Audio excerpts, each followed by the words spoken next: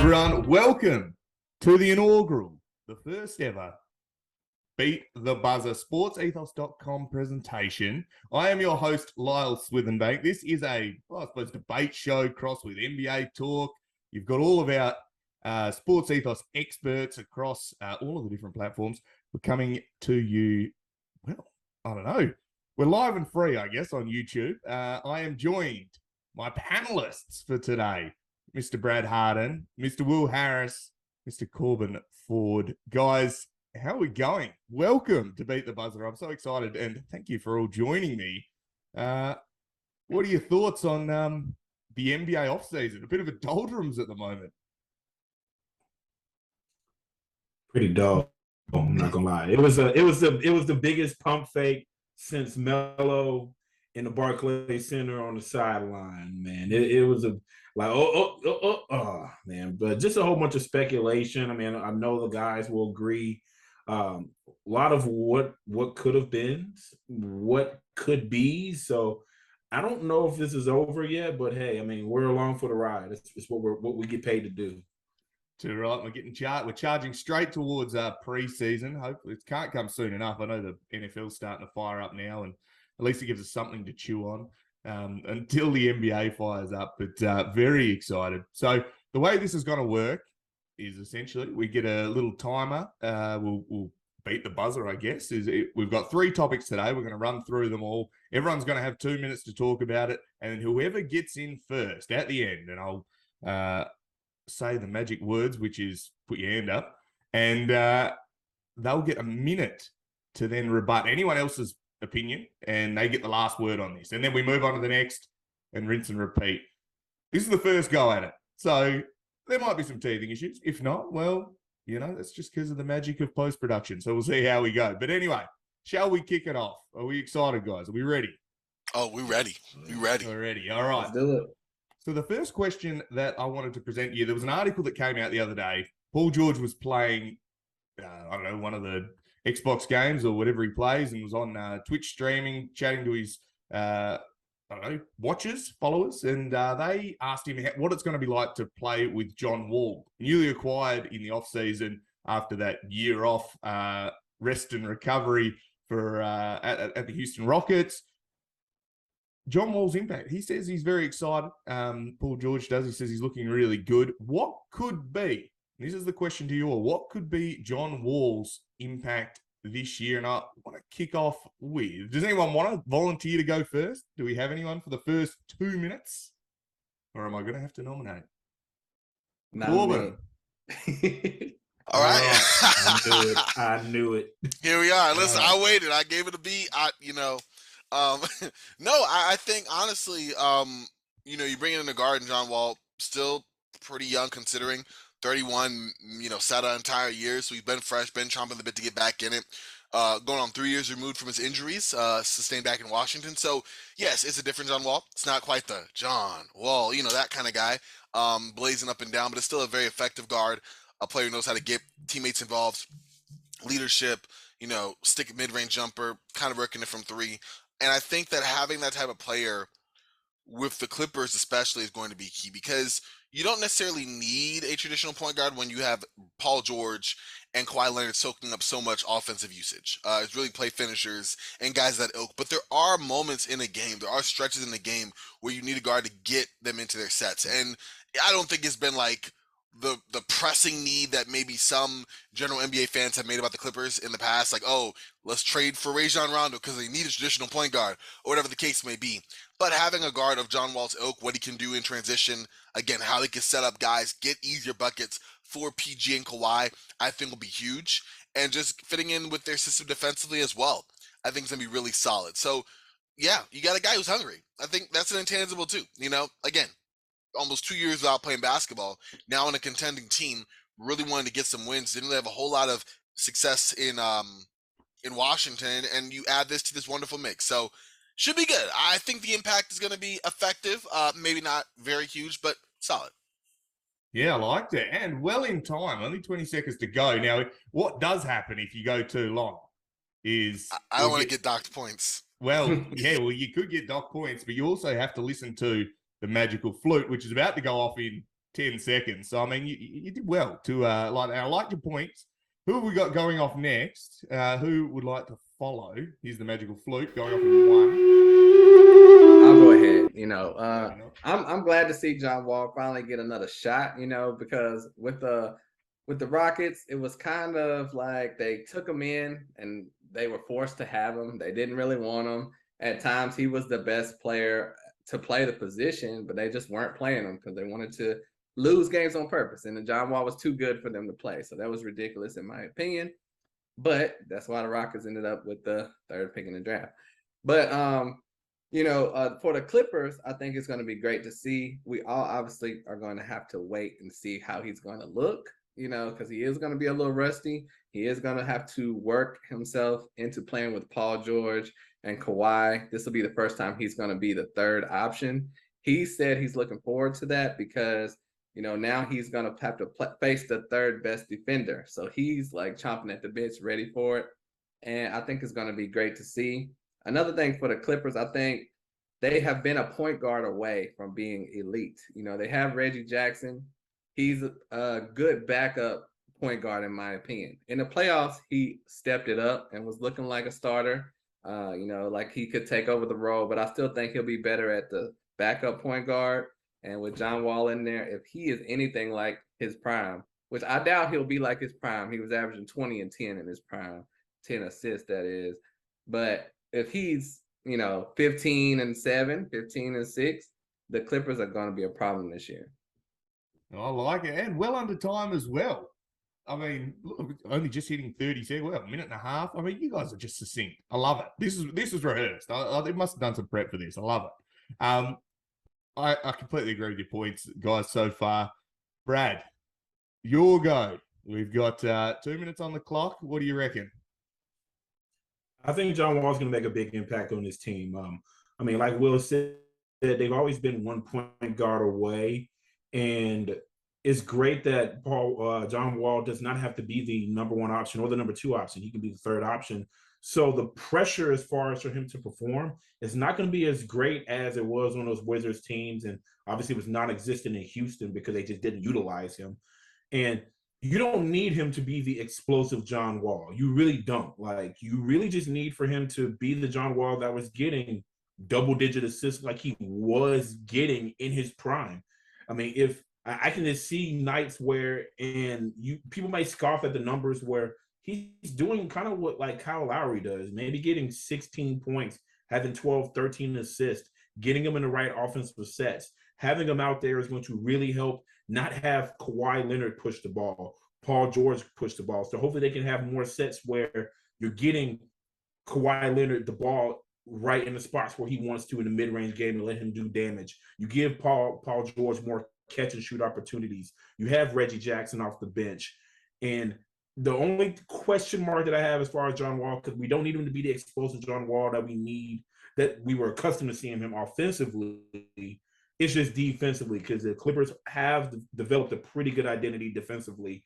And that's the only thing that is going to be a challenge for him. But if he's bought in, which I think he will be with the leaders that he has on his team, I really like the potential of the Clippers potentially breaking that glass ceiling and maybe getting to the NBA Finals. I know for sure they're going to go deep in the West, but who knows?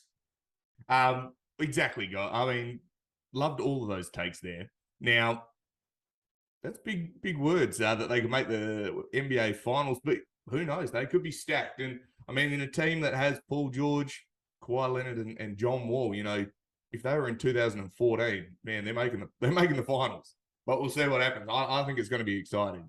Now, The rebuttal. Who wants to add? Who wants 1 more minute on this? Who wants to comment on anyone else and bounce back? Who's got another minute in him? Corban wants the answer. I mean, we got to look at the other end, right? We're all optimistic about, the addition of John Wall, but we got to look at the fact that, hey, maybe it's not the cleanest of fits, right? Maybe John Wall isn't best optimized, parked in the corner or sitting on the wing while Paul George and Kawhi do a lot of, pick and roll action, right? Maybe doesn't seem like there is an issue. It seems like both of them work well together, but there has been a noted comment in the past by John Wall, comparing his contract at the time he got it to Reggie Jackson, referring to Reggie Jackson despairingly. And it's funny, they made up sense, but obviously you have two guards who both want to be starting. Both have made no secret of that, in a situation where there can only be one. So that will be interesting to see how that works out as well. Chemistry looks fine, so far, but you do have to keep an eye on that. And also injuries. The unfortunate reality is that John Wall has been 2 years away from his injuries, but 1 year was spent entirely shelved. So we really don't know at all about that sample size, right?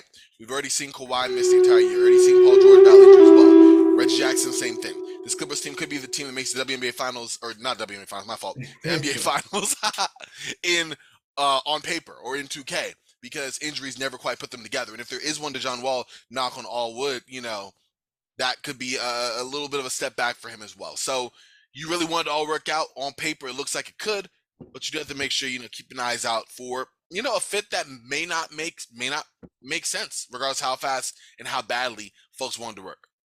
Yeah, 100%. And hit the flute. The flute was screaming at you. But oh, exactly man, right. I missed it. See, that's why I didn't hear the flute. My bad.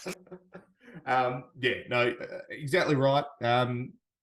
You've got to play devil's advocate in this as well. And I think it's just going to be interesting. And that's why I thought, well, if we kicked off with them, I mean, the Clippers, one of the often forgotten teams as LA Lakers' younger brother, I guess. But it's going to be interesting. The battle in LA is going to be, well, who knows? It's watch this space. And I think that's why it's a great time of year to be able to go through and chat at this, because we're all just guessing. And who knows what's going to happen. I hope John Wall has a healthy, lovely season. But who knows how it'll play out. So, 1 in the books. We made it. 1 question down, 2 to go. Now, the second one that we're going to talk about is the older brother in LA, being the LA Lakers.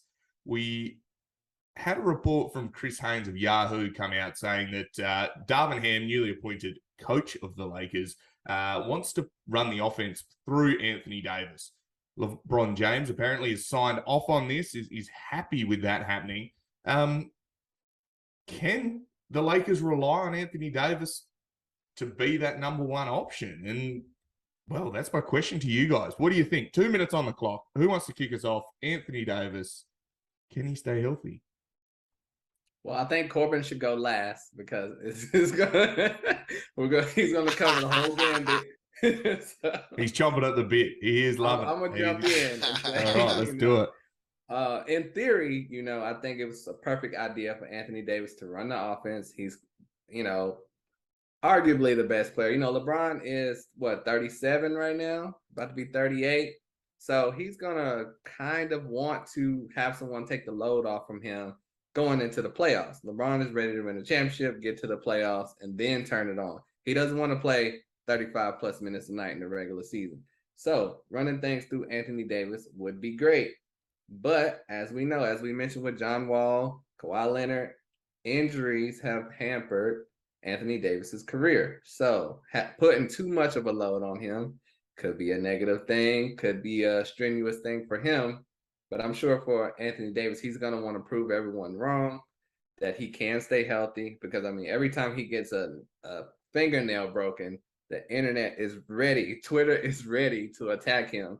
So I'm sure he's going to want that. The Lakers are going to want that. But is it realistic? I'm not sure. Also, the team, I don't think, is complete. I don't think they're done tampering with the roster. We've heard so much about Kyrie. Is Russ going to be there the whole year? So when the roster is cemented, I think it'll be easier to answer this question. But as they are now, you kind of have to run it through AD. But then you have the catch-22 of, will that be too much on him, too much of a workload? But this team has a lot to work on, and I hope they do make a trade, but we'll see what happens with that, with the Lakers. Well under time, and yes, succinct. I thought that was spot on.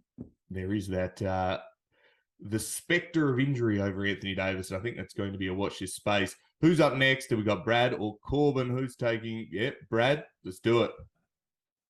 So I'm going to try to remove the Pelicans hat from this conversation as far as can Anthony Davis stay healthy, because time and time again we've seen yes he can, no he can't. So I'm going to try to be a little bit more positive about this. And I'm going to refer back to bubble Anthony Davis, which a lot of people forgot. It's a distant memory at this point. It feels like the bubble was 5 years ago. But remember, Anthony Davis in the bubble averaged 26 points per game, 9 rebounds, and almost 4 assists.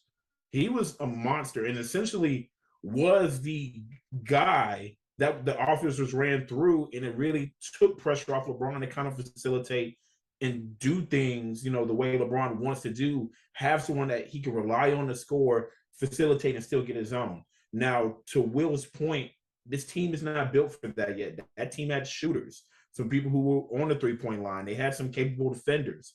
This roster is taking steps back since that championship team. They don't have as many capable shooters, and they're still looking for shooters at this point. Defense is still a question mark for this team. So I think the for sure things that you have at this point are Anthony Davis and LeBron James. So I think, to Will's point, by default, we have to go through AD. We have to find that healthy medium. But we know when healthy, he's playing over 30 minutes a game. He's making an impact on the glass, dishing the ball out, shooting from the mid-range, a 3-level score, and shooting efficiently from the free throw line. We know what Anthony Davis can do when healthy. I don't know if they have the personnel to fully do this and be successful, but I think until they kind of figure things out and hit a stride at some point throughout the season, you're going to have to go through what you know and then figure out where does Russ fit in, if he's still on the roster, or if they go and get Kyrie. That's still up in the air at this point. Exactly right. And again, under time. I mean, it's tough to remove that Pelicans hat. I tell you what, listening to it, I'm like, oh, yeah, okay, Anthony Davis. But, made it in by the skin of your teeth. 2 seconds left on the clock with that one. And, clutch. It's big time, big time. Corban, wrap us up on this one. Lakers fan, Anthony Davis, Russell Westbrook, LeBron James, all the big names of 2011. What have you got to say about this one? Oh, man. Okay, so, here's the thing. I think the Lakers really gassing up AD in terms of, hey, we need him to be more assertive offensively. Almost smacks of when AD and the Lakers were first gassing up LeBron, we need you to step up more defensively when AD first joined, if y'all remember back in 2020. It was like, hey, we need more engaged LeBron on the defensive end. You're going to have to be the key for us. In theory, we all know that AD was the key defensively, right? But it was an idea to get LeBron going. I think this is the exact same thing. LeBron is going to be the straw that stirs the drink here. But AD does need to be more aggressive. I'm going to show some numbers here. We got 2 seasons, 2016 through the 2018 seasons. AD, 28 points per game, 11 rebounds, 2 assists, shooting 51% from the field, 32% from 3, shooting 19 times a game, getting to the line for 8 free throws a game, right? Now we got the last 2 seasons of AD. 22 points a game, 8.9 rebounds, 3.1 assists, same 51% from the field, but shooting 22% from 3. Now taking 17 shots instead of 19, and now getting to the line 6 attempts instead of 8. Across the board, he's dropped. Less touches, less aggressiveness, less numbers. We need Pelicans AD back. You need to at least get the idea of playing through him something that is a reality, because as we all know, LeBron's 38, going to be 38 rather. This Lakers team is supposed to transition to AD. It's time for that to start happening. It's time for AD to start playing like that player. So is that the case this year? I don't know. I'm not really trying to throw it all. I want to see a healthy season first. But bottom line, it's getting to that time where he needs to step up and be that player. And no time like the present, because he's done it in the past. Yeah, well under time. And Anthony Davis.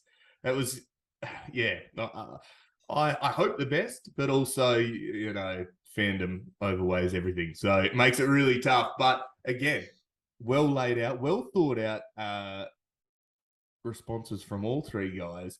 Who wants the clap back? Who wants to rebut? Oh, Brad. Brad. His hand up. He wants it. Oh, there goes the flute. There goes the flute. Let's do it. 1 minute on the clock. I'm going to put this spade down because the conversation we're having about Anthony Davis is very similar to what's going on with John Collins in Atlanta. So that's why I really wanted to touch on it. As much as we're putting onus on, hey, AD, you need to be aggressive, you need to be this, you need to be that, we have to remember he's in the best situation to succeed. We need to remember that, okay? That's why you pay these coaches. That's why you go and have these elaborate searches to get these guys to say, hey, we want this coach, this is the roster, make it happen. As much as we want to put this on AD, this is a shot at, Ham, Chris Gent, and the rest of that coaching staff that you're going to have to put the plan together. If you're going to talk this big game about utilizing AD and get its usage up, you're going to have to come up with a plan to do that. So I want to challenge Lakers fans thinking, and everyone's thinking that, hey, let's not just attack AD and Bron on this. This is a big task for this coaching staff too. Yeah, spot on. And 2 seconds on the clock again. He's ice cold. He's killing it. He's all over it. Yeah, exactly right. It's going to be a really interesting sort of way it plays out. And the accountability has got to shift. I think it's got to be a whole team effort from top down. And the Lakers have got to just, I suppose, work it out, because you as much as you get on the Lakers, and I'm always like, well, whatever, you still need to see them succeed. The league is better when the Lakers are good, because they bring the fans, and the casual fans get involved, and it always makes it a better spectacle. And it's always better to beat them when they're playing well. But the third and final question of today, and this is probably right up Rad's alley, being the host of the Sports Ethos Hawks, is Dejounte Murray, big acquisition for the Hawks from the Spurs, first-time All-Star. He went and joined the Hawks, teamed up with Trae Young. Can they coexist? That is my question to you all.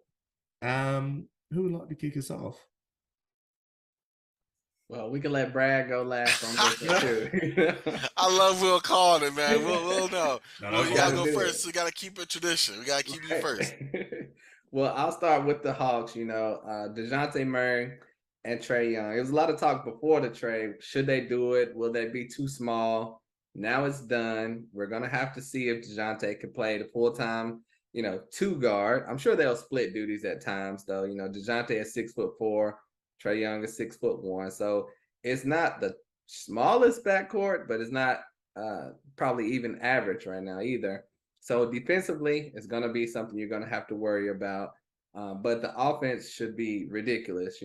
Last year, Dejounte averaged 21 points, 8 boards, and 9 assists per game, and 2 steals per game. And Trae averaged 28 points, 4 boards, and 10 assists per game with 1 steal per game.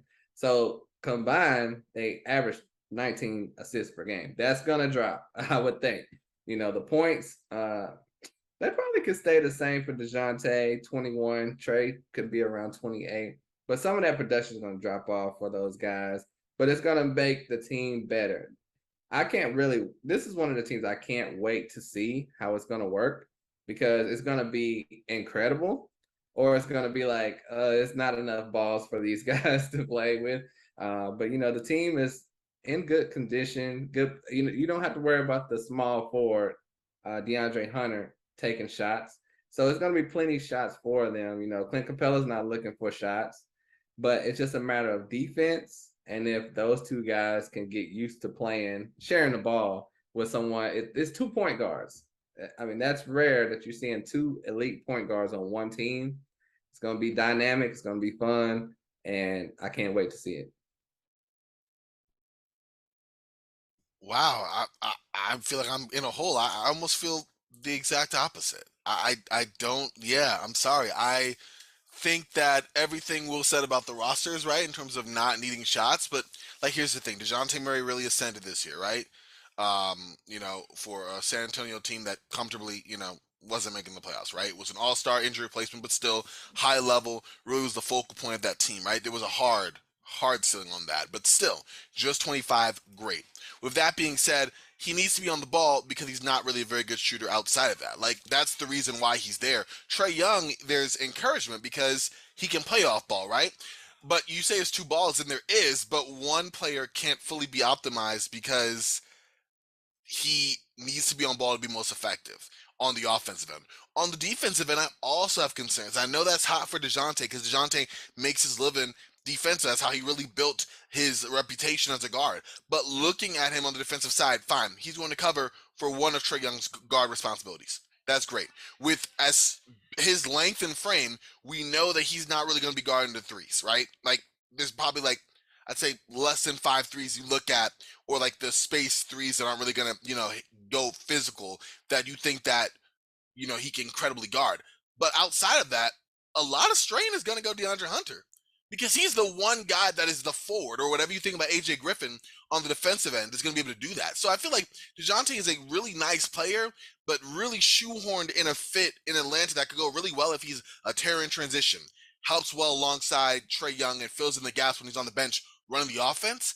But I really think that his weaknesses, off ball, unless he drastically improves that, and the defensive responsibilities, again, he's only going to guard one guard spot alongside Trae, could come to maybe be a little bit of a bite for the Hawks.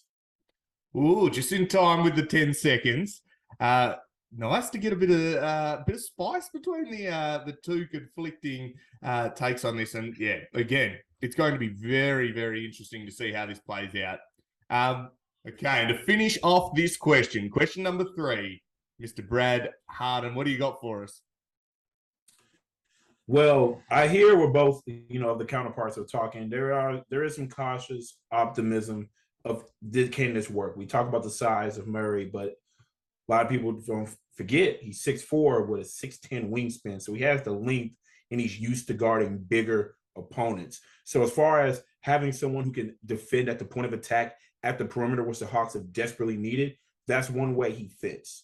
We talked about, the inefficiency, and maybe, Murray's not best suited to play off ball. This is where Trae Young comes in. This is where Joe Prunty, the lead assistant now, who's offensive minded, is going to have to really be creative and create some offensive sets, and have Trae Young buy in to hopefully create some off-ball opportunities to get Trae Young some clean catch and shoot opportunities with Murray running the offense. That's pie in the sky. We haven't seen it, but now it forces the issue at this point. So I'm excited to see what they do there in that fit, because if they can do that, it could help Trae Young get some cleaner looks, even improve his efficiency there, have Dejounte Murray still be that dog that he developed into in San Antonio. And then on the defensive end, now look at this. Now you have Murray, you have Hunter who can defend, and now you have Capella. You have 3 defensive-minded players. And if you can get John Collins to buy in, if he's still in this roster, the Hawks are going to prove defensively right there. Like, it's all about buy-in. It's all about putting him in the right position. So as much as this is on them to work out this chemistry, it's going to take some time. It's going to take 20, 30 games for this to be filtered out. This coaching staff is going to really have to challenge them to all buy in defensively, and then create offensive sets that everybody feels the love in this offense. Succinct. He's done it. He's under time. He's wrapped it up beautifully. And again, another take for a bloke that covers the team. So, well, who wants to clap back at that? I mean, yeah, good luck to you. But who has another minute in him? I just want to say, Corban, he agreed with me. So take that. Wow. I mean, you know what? That's cool. That's cool. My counterpoint is simple. Would you rather have DeJounte Murray or Taylor Horton-Tucker? And I think it's Taylor Horton. No, I'm kidding. I'm joking. I'm joking. Shambles. David Bracey would love that, by the way. Huh? David Bracey would love that, by the way. I'm glad. No, honestly, I get it. Everybody jumping on it's hot, and mind you, Brad gave. We would expect nothing less from a Hawks expert. A thorough analysis. The fact that Will also had the same is unsurprising. Will knows his stuff. I'm not even saying that I dislike it. I just don't. I think there's more questions than answers. I don't think it's a surefire win. I don't think it's a surefire, okay, this vaults the upper echelon of the East. I think that you're still looking at Boston, right? Still there, right? You're still looking at, Chicago's kind of the mix. I think they're there. Boston for sure. Philadelphia for certain. After that, who knows where Brooklyn is, right? It gets you in that Brooklyn, Toronto, that kind of mass. And that's great. That's good for a team that had a little bit of a step back, right? All I'm saying right now is that we got to pump the brakes a little bit, because it feels like a win-win. It does. San Antonio got all their picks. We see what Atlanta got. But just hold up. That was a horrible rebuttal. Brad and Will killed it. Whatever. No, that was a good point, Corey. That was a good point. I appreciate y'all. I'm messing. It was a testament to how good y'all did that. But wait, hold up, y'all. Yeah. Well, hey, and Lyle, I just got to say one more thing. Corban is right. Corban is definitely right. It is really pie in the sky at this point. That's why it comes down on DeAndre Hunter. Like, are you that guy at the small forward position? Like, who are you going to be? We have to utilize John Collins, and obviously Bogey being healthy, he's going to be the guy off the bench. So as much as everyone's going to hyper focus on Murray and Trae Young, it's going to be, it's going to be a team effort. It's really going to be a team effort, just with all these teams in the NBA. Yeah, it's going to be interesting to see how it all plays out. And guys, that's the time. Not bad for the first run. Bit of fun, a bit of camaraderie and dispute and debate, and it was lovely for our first go. Now, I'm going to throw to my lovely panel guests to just plug where they're at, where you can find them. I'd like to extend my thanks as well, guys, because it was good fun and great to see such a heated dispute. Brad, where can we find you? What do you got going on? And let us know. So you can follow me on Twitter at BradJarrett67. That is Brad JARRETT67. Obviously, Sports Ethos Atlanta Hawks is what I covered. It's on my shirt. We're going to be ramping up coverage as training camp nears. We're going to have some more of these conversations. Will Murray and Trae Young fit? Obviously, DeAndre Hunter, who we talked about, John Collins, and so forth. So if you are interested on what's going on over here at the East Coast, specifically in the 404 in Atlanta, come holler at me. Hit me up on Twitter. I like to have conversation and debate. As much as I appreciate you guys supporting us, and Lyle for you putting us on. Yeah, awesome. And Will, where can we find you? Yeah, thanks, Lyle, once again for having me on. Great to be with my guys talking hoops. You can check me out on Twitter at William Is Bill. I host a show, the All Rookie Podcast, where we talk about the rookies all season long, pre-draft, post-draft, all that good stuff. So, if you're a fan of the Pelicans, the Hawks, the Lakers, I'll be covering Dyson Daniels, AJ Griffin, even Max Christie for Corban. So, come check me out at the All Rookie Podcast. And Corban, where are you? Where can we find you? And what do you got going on? You get I Speak Lakers propaganda and other stuff on my Twitter at Corban NBA. I just want to say Will's going to be not only the biggest Max Christie fan ever, but Scottie Pippen Jr. It's going to be a Lakers prospect podcast by the end of it. I'll help you rebrand. It's okay. No, I'm playing. Definitely make sure to follow these wonderful gentlemen.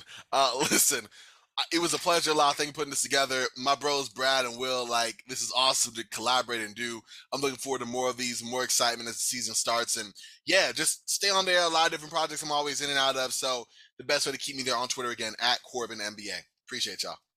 Awesome. Thanks again, guys. And that's it for Beat the Buzzer. I'm your host, Lyle Swithenbank. I was joined by Brad Hardin, Will Harris, Corban Ford. Go and follow them. Check out everything they're doing. You can follow me at Lyle Swithenbank. We're going to get these shows out pretty regularly, I hope. So we'll see you next time. And bye for now.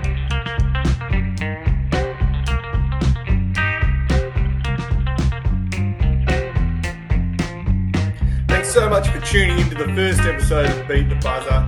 You can find all the other episodes coming soon, each week, live and free. So go and check us out. And also check us out on Twitter at Lyle Swithenbank. And Sports Ethos is where you can find everything else. So go and check that out on Twitter. See you there. Bye for now.